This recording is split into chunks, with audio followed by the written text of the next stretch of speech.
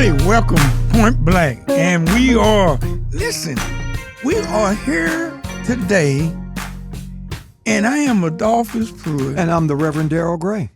Darrell, to the left of me. To the left of me. To the left to of the me. Left, to the left. To the left of me is a young lady. Yes, ma'am. That has risen through the ranks. Yes.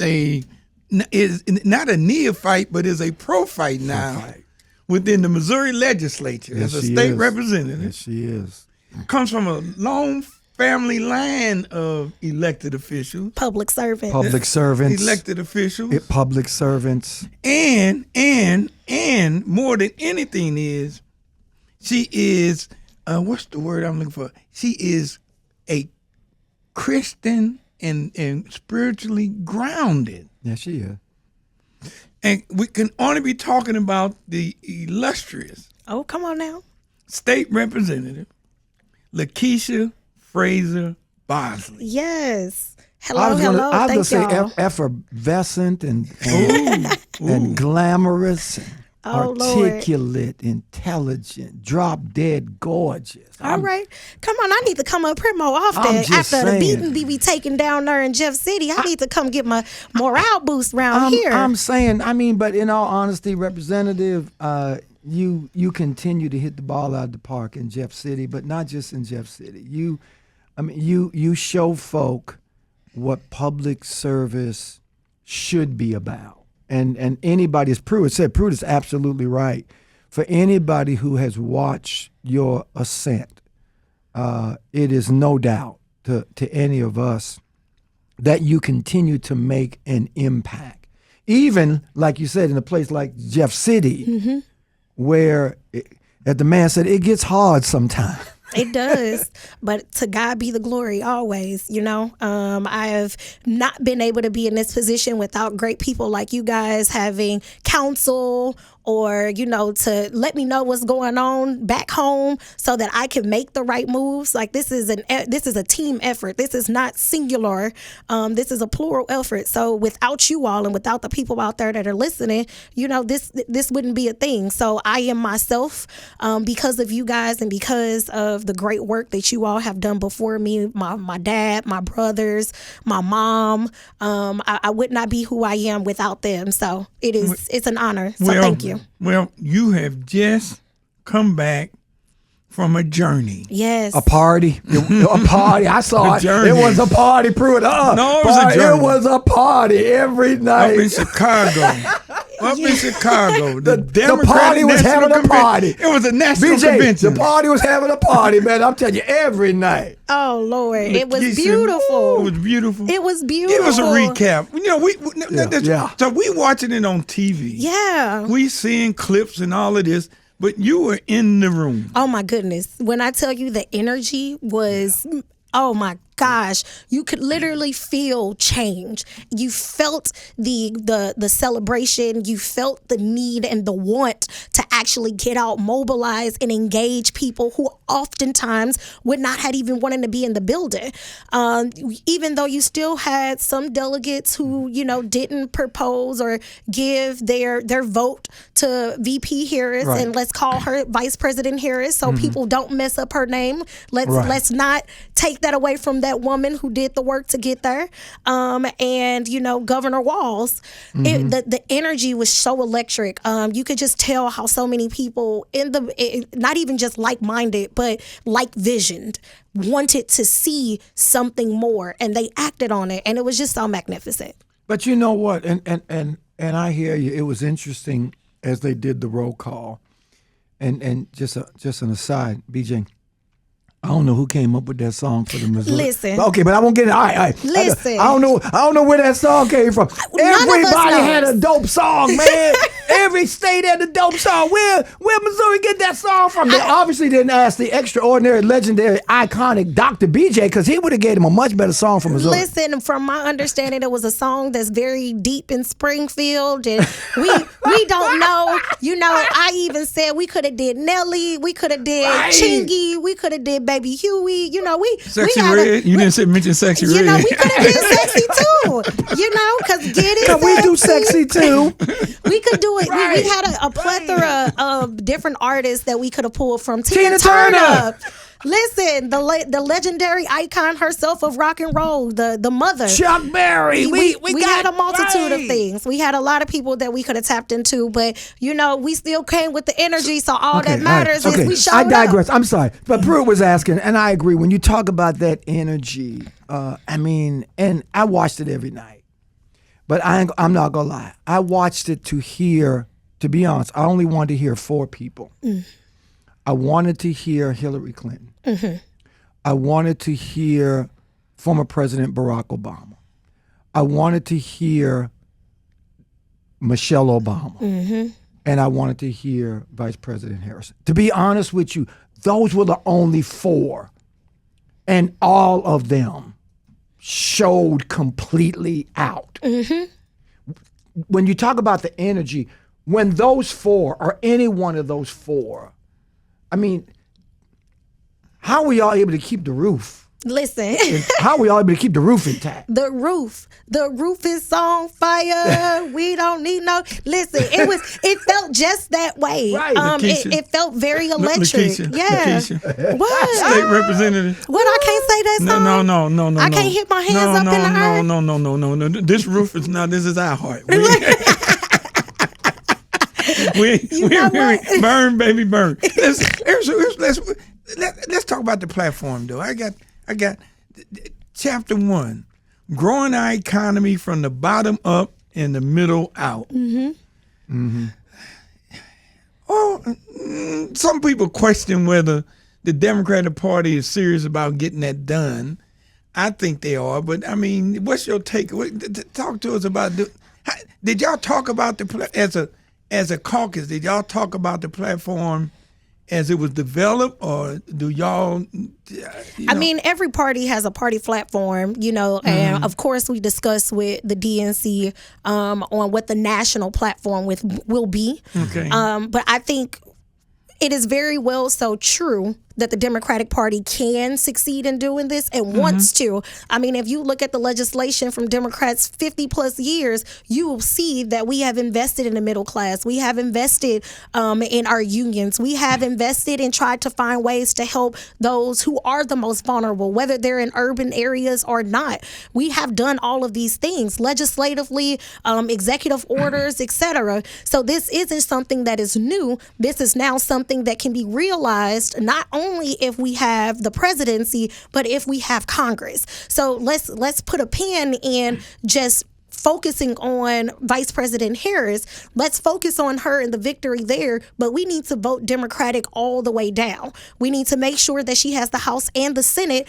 in order for those things to be done. I mean, people can say they don't like that Obama didn't do anything for us, but let's be clear, Obama did a lot of great things for not only the middle class, but for the most vulnerable in doing so by even and I hate to say it, as Obamacare, the Affordable Care Act. Like, he did a great thing in doing that, but he had the House and the Senate behind him. And that is the important piece that I think a lot of people miss. As a matter of fact, when you talk about the Affordable Care Act, it was one vote, and it was a Republican vote that got it over, John McCain. Yes, and it pushed us over the edge. So so I think, and I know that we can get these things done, but we have to make sure that we send Vice President Harris and Governor Walz to the White House with a Senate and a Congress that'll be right there with them. When we talk about the platform, and Adolphus kind of hit it, as a Missouri delegation, was there any part of the platform, any particular planks that Missouri was more interested in following? I can't answer that in the way that would drive people to want to go look at it. But I'm telling you, just go to the MissouriDemocrats.org. Just go look at the party's platform. Go look at what they put out there in the platform, and it'll give you an idea. I know that one of the greatest things that we talked about throughout the party and with our chair was really focusing on unions and making sure that we could build stronger unions and get more people of color within those union ranks, making sure that we invest in early childhood education, investing in education across the board. I think it's imperative and it's important for us to recognize that these are some of the things that the Missouri Democratic Party definitely stands behind and will continue to stand behind. Okay. Got it. And they mentioned rewarding work and not wealth. I thought that was interesting. You like how that sounds? Rewarding wealth and rewarding work, not wealth. Right. Yeah. Right. Interesting. That was interesting. I know that just made you smile. Didn't Oh it? man, listen, a lot of those pieces made me smile, but one of the biggest people that made me smile the entire time, and besides you, Courtney, one of the biggest people that made me smile the entire time was First Lady Obama. Yeah. Her entire delivery of her speech was impeccable. It was beautifully put, Yeah. but beyond anything, all I want her to do now is just pick a state and run. We need her as U.S. Senate. Just tell her pick up the mantle and run. Well, Representative, a lot of people out there are saying, and this is no slight to Vice President Harris. I think Vice President Harris is without a doubt, the best candidate for this time. There's no question. But there are a lot of folk out there saying that former First Lady Michelle Obama is the president that decided not to be. I mean, I could not necessarily disagree with that. She's a very well-educated woman by all means, but let's be clear, she is a success who just happened to be a black woman at that. And let's be clear, and she made that stance and she meant that, and I think that is important for us to note that, and it's the same with Vice President Harris. We're going to take a quick break. We got State Representative LaKeySha Frazier Bosley in the house. In the house. And by the way, queen. she can sing. She can sing. Oh, Lord, I knew this was coming. She can sing. She sung. We'll be right back. And we are back in the house. State Representative LaKeySha Frazier Bosley. You know what? Here's my question. Because I love the way you started off talking about the party and what you think it can do. But let me ask you, what is it? What is the problem with folk understanding what the Democratic Party is versus what is not? Because I think some people get it confused with the Progressive Party and not progressive and to the right, to the left, to the in your estimation, what is the Democratic Party? It's the Big Tent Party. Everybody is welcome. Everybody is welcome. That is the reason why people feel like it is okay for them to, protest the Democratic Convention, because they feel like these people actually hear them and they want to hear them. Mm-hmm. They didn't protest the RNC because they know that these folks don't necessarily give two craps about them.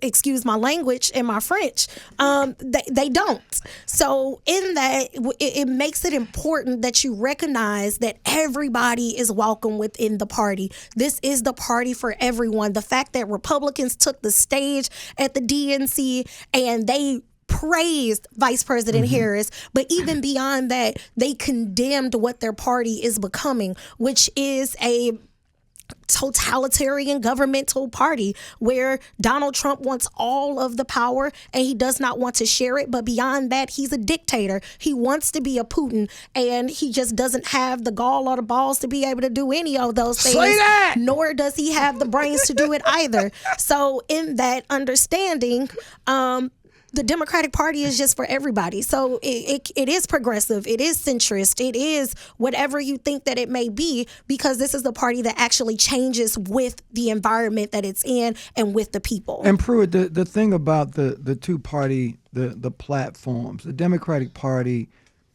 from my understanding and my work within the party, but this last convention, they draft their platform with input from individuals, from organizations, from throughout the states. They have what they call a platform written testimony portal, listening sessions, drafting committee hearing testimonies. So they have a wide range of ways in which people can give input regarding the platform. In contrast to the Republican Party, which created their platform behind closed doors, it was cut off. And from what I understand, Pruitt, and you've talked about this a lot, former President Trump placed the architects of Project 2025 Yes, he did. at the head of the RNC Platform Committee. Yes, he did. Just to Hey, listen. He says if you're gonna have a good plan, you gotta put the people in there to put it to work. listen. I may Plan not. to work. you ain't mad. You ain't mad at him. I might not like him, but I like the way he works. Oh, Lord. I mean, if you're gonna do it, listen. If you're gonna do it, you need to put some people in there that's gonna get the job done. Lord have and so mercy. listen. Why aren't we doing that, LaKeySha? Where's Plan our to work Where's and our plan. Project 2025 in the DNC? Ooh, that's a good question. Oh, Lord.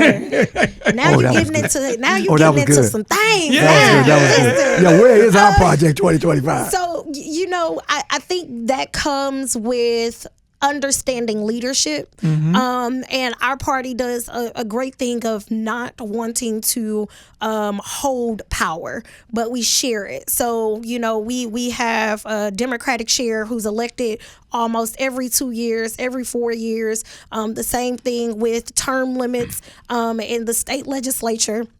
It has been an issue for us to actually come up with a Project 2025 that is a Democratic Party's project, because the power struggle, or the power within itself, and the infrastructure of learning what that institutional knowledge looks like, it constantly changes hands. You have a lot of people who are not elected, who are not necessarily a part of the Democratic Party, who has that institutional knowledge, and they're the lobbyists. Whereas the people who are making the legislation or passing the legislation are only there for 8+ years, and that's not nearly enough time for you to come up with a Project 2025, or for you to come up with something that is actually going to have some meat. I think there is time for us to do it. We do need to come up with something, but I think we have come up with something, which is invest in early childhood education, invest in our unions and our middle class, invest in minimum wage and make it a higher wage and a livable wage, invest in the housing market so that when you're 31 years old, you're not out here trying to figure out how to get extra loans to not only on top of paying for your school loans, but you're trying to pay for this house at the same time. You're not beating your head up against the wall. So I think that we do have a Project 2025. It just doesn't have a sexy name. It's just the Democratic Party's platform. I like that. I like that answer because we've talked about it, and a lot of people have criticized, particularly Black America or Black American leadership, in saying that we don't have a response, that Republicans or ultra conservatives have Project 2025, 900+ pages, and we don't have a 9-page response. But while I agree with you that the Democratic Party platform could be part of that response, for Black Americans, Project 2025 becomes more egregious and more insidious. And we talked about the Department of Education eliminating that and other things. To me, Representative, and give me your thoughts, the difference between the Democratic Party platform, is that just for Democrats to re-engage Democrats, or is it in this case also being used, as you said, to broaden that tent? Is the Democratic Party platform going to be used or has been created to expand the tent? Or is it created just to talk to Democrats and just to kind of keep Democrats energized? No, I think it is the latter for sure. I don't think that it is just to keep Democrats energized and ready to go. I think this is a real belief, and these are real morals, and these are real values that anybody, regardless of whether they're Republican, Independent, Green Party, Libertarian, whatever you want to say, that they can buy into the platform and the message that the Democrats are really believing in, especially right now. And as a young person, we were all like, woo, President Biden, thank you, but my brother, it's the time. It's the time. Yeah. And for him to do something so selfishly by saying, I'm moving.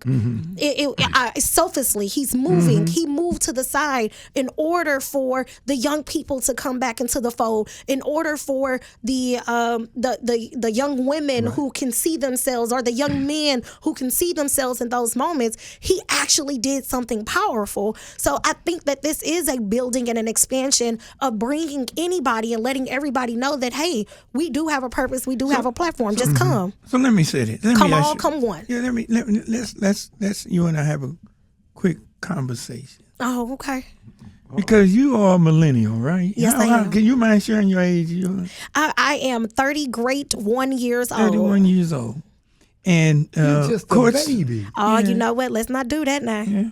But let's say 31. 31. But you've been in office for a little while, and you come from a family that has been elected and been in office for a while. So Elected at 24, sworn in at 25. yeah. So you have a base as relates to understanding how politics play a way in people's lives. Mm-hmm. But what are you hearing from your counterpart? What are you hearing from other millennials? How are they reacting to what's going on now? Right. And are they encouraged to vote? And what are you hearing? What's They are encouraged to vote, but I think, there is a lot of trust that needs to be built with the party and millennials. And I can say that because I believe that there's trust that needs to be built too.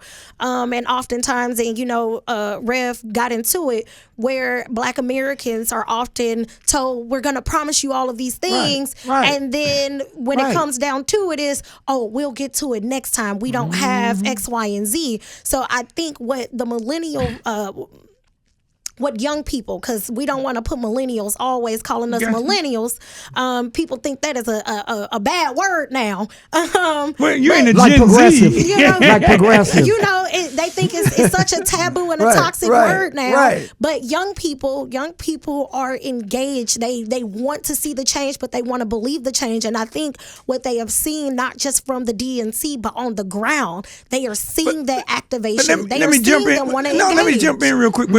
But you're talking about it as a national view. I'm saying, what are you Right hearing here at locally home. in St. Louis? People are excited right here at home. Okay. People are excited. The young people are excited. We are ready to go. We are ready to be put to work, but we also have demands. And in having those demands, you have to meet those, at least meet us halfway.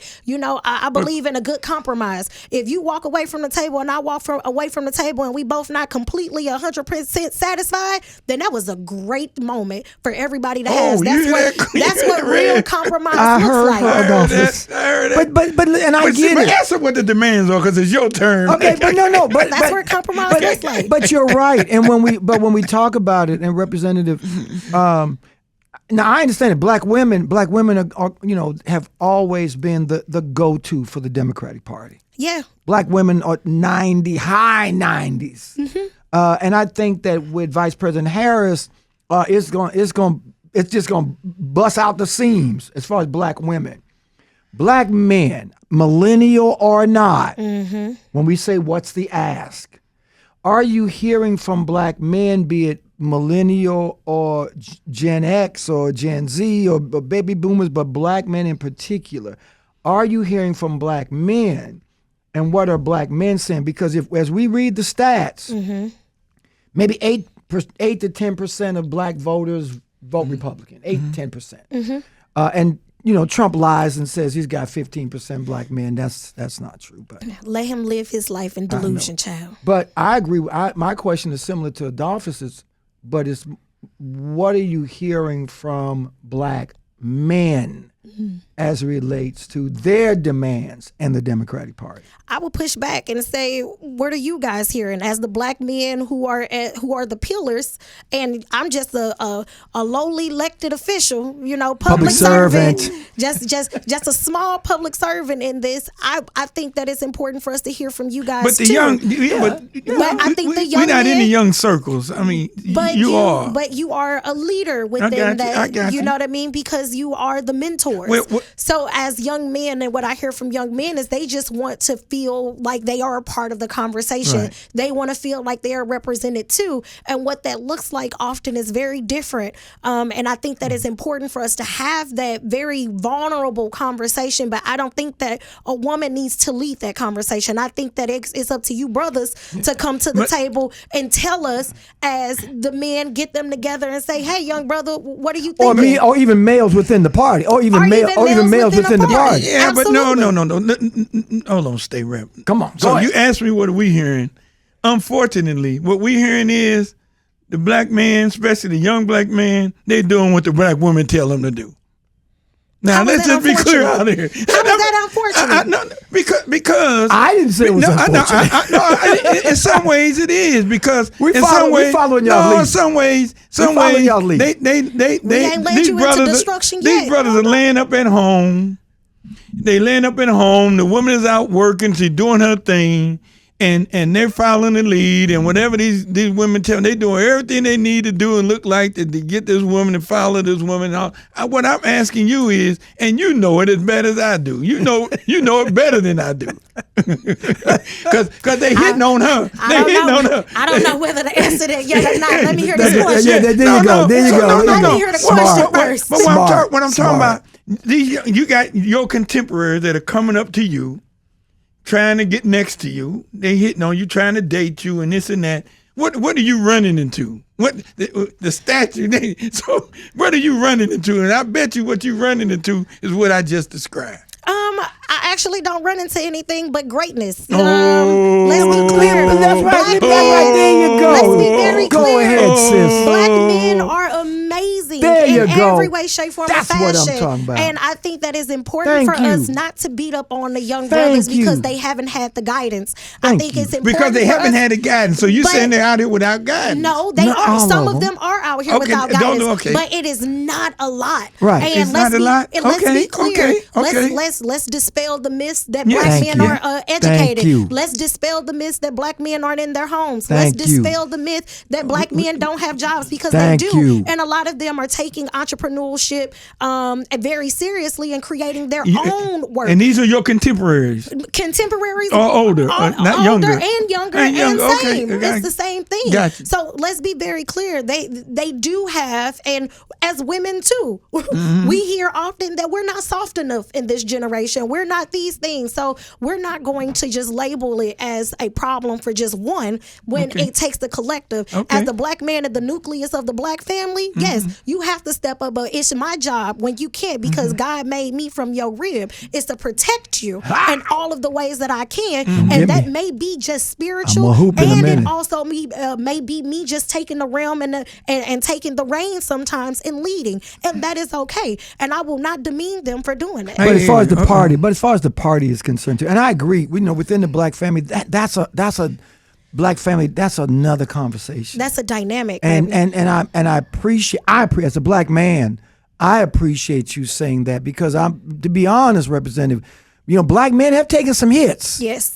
Black men have taken a whole lot of hits, and the division. Some they earned. And listen, and without a doubt, Pruitt, you're absolutely right. But my question though, I don't believe that the Democratic Party in general, I'm not talking about Missouri, but I don't believe that the Democratic Party in general has focused enough on their outreach to black men. I think that they've taken it for granted that black women are going to continue to support the Democratic Party in the high 90s. And that, as Pruitt said, that black men will tag along.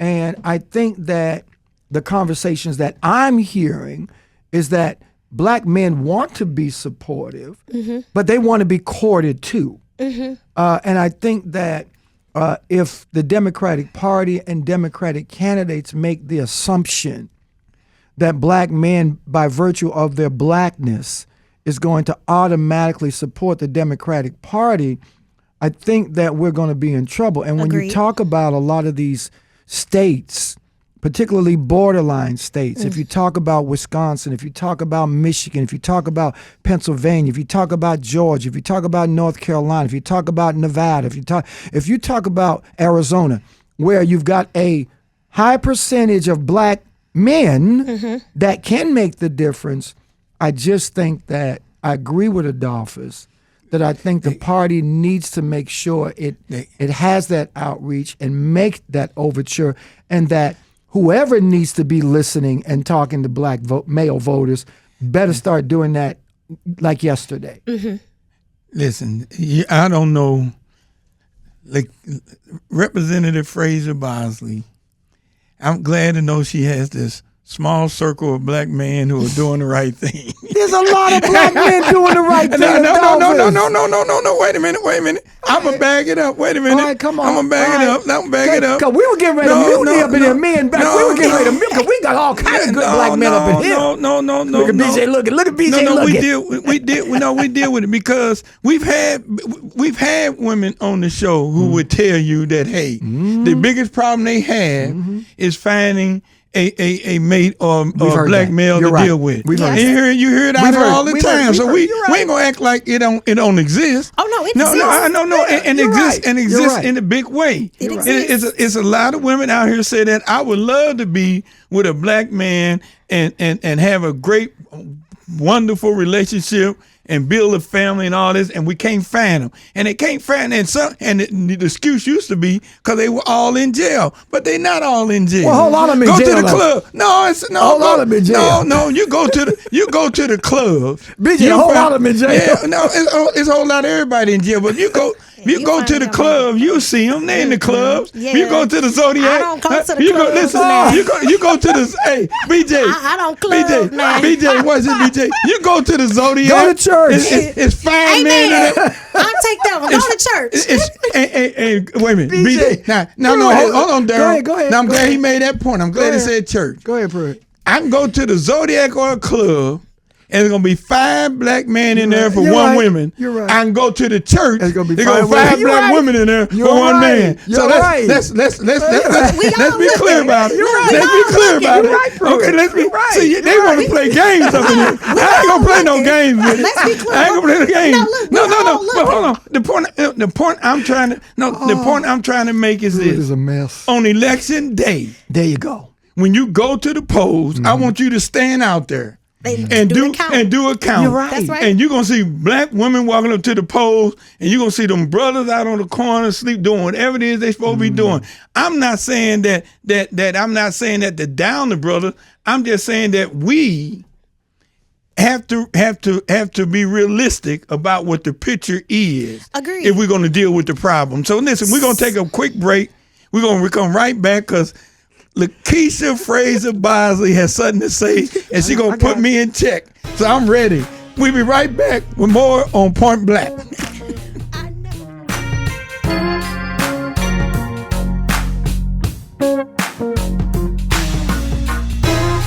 And we are back. Lord have mercy. And we are still Point Black. For right now. Because right now, we might be divulging into something else. You know, all of the best conversation happens during the break. I'm telling you, we always say, I don't care if it's TV, radio, whatever. But Representative, we were talking about, you know, black men and how do we re-engage that. At the end of the day, you're at the convention. The speakers have spoken. The balloons have dropped. The music has played, and now you go back. You take this platform. Is there anything, and maybe it's not the platform. Maybe it's the energy. What do you take from this convention mountaintop experience? What do you take back into the valley? Because it's down in the valley that you're going to have to convince Absolutely. people that Vice President Harris, A, is one of us, and that she was not responsible for locking up every black man in California, and that and that her She choice. wasn't? She was not.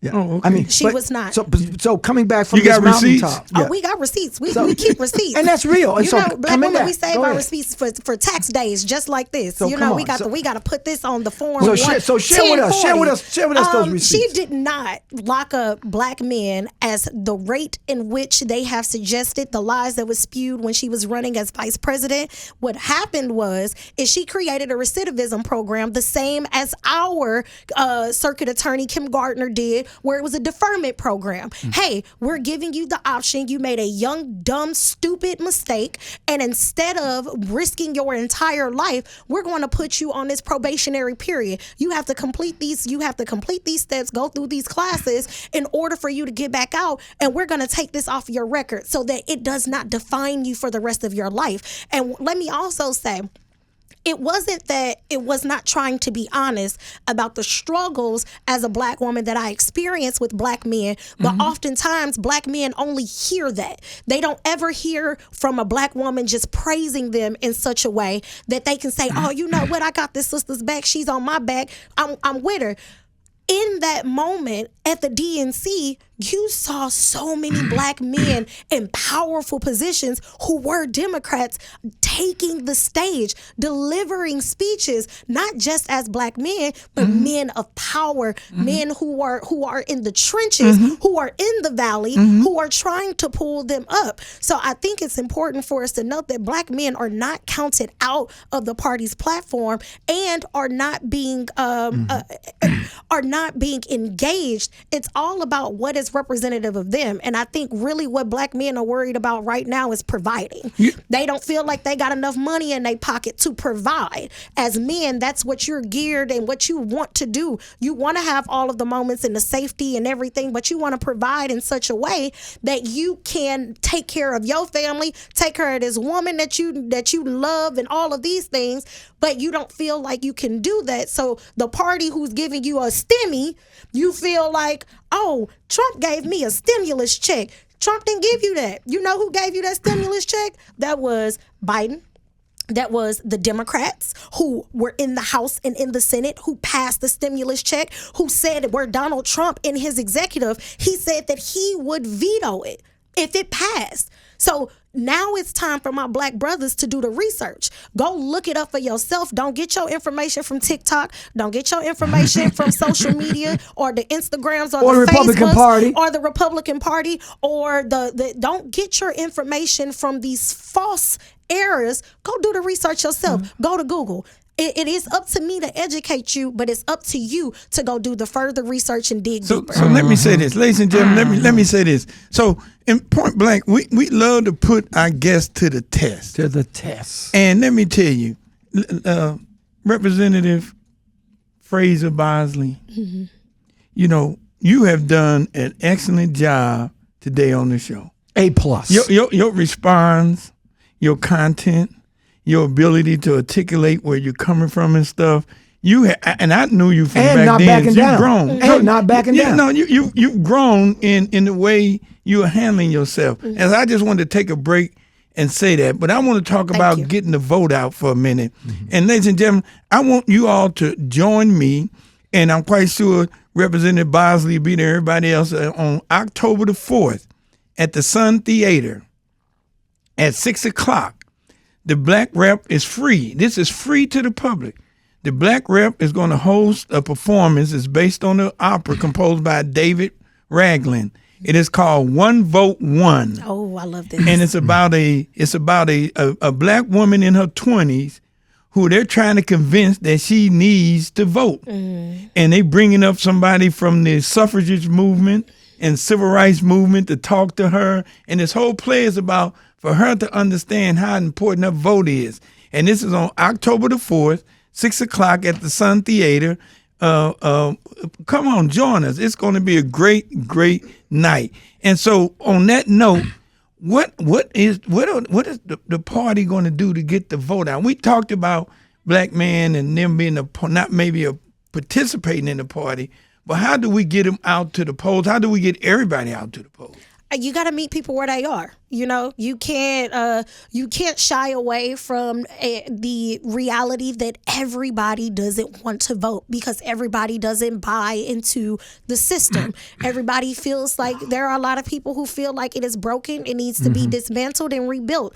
You have to understand that. And in doing that, you have to come with education. You have to come with facts. You have to come with receipts when you're having these conversations. So you got to meet people where they are, whether they're at the Zodiac or in the club or at church. You gotta come one. You have to be able to reach people and where they are. And I think it's important for us to also know, you know, the Republican Party loves to use Dr. Martin Luther King, and let's make sure we put that Reverend Dr. Martin Luther King, all of his titles, because people have a way of trying to take titles and away from Black men and Black women when they've earned it. President Obama was reduced to Obama often, and he was President Obama. They don't say just Ronald Reagan, they say President Reagan. So we're going to give them those same tools. So Reverend Dr. Martin Luther King Jr., he said, and I hold this dearly to me every time I walk in that building, is injustice everywhere is a threat to justice everywhere. You feel me? Yeah. So in that, and I may have misquoted it just a bit, but in that moment, getting people to the polls is this is what your justice looks like for your ancestors. By you not voting, it is doing them an injustice because a lot of them died in order for you to obtain this so freely. There were men who were out there registering. I don't know if you ever heard of Free Jones. It was a movie. Free Jonestown, I think that's what it was called. I will never forget this movie. You had this brother and this white man who were on the same side. They were in the woods. It was no hierarchy, no government, no anything, because the government was coming and taking their land, pillaging their crops and their harvest and whatnot. And after that, they became very, very close friends. And when Black people had the right to vote and they could register to vote, the Black man was going out registering these other members to vote. And you know what happened? He was hung and he was castrated for doing that. And this movie depicts what happens in reality. So it is an injustice when Black men do not get out and vote, because it was a lot of times that you all were at the forefront when we as Black women couldn't vote. We didn't have that right. Right. So it is an injustice for you not to vote. So you have to come with education. You have to come with the clues, and they have to be willing to take it. I like that part, because you're right. The reality was, you know, Black men were voting before Black women were voting. I mean, former President Barack Obama won over Mitt Romney and John McCain because of a late-minute surge of black votes, including Black male votes. And so Black votes put the first president across the board. Hillary Clinton didn't get the same amount of Black votes as President Obama got.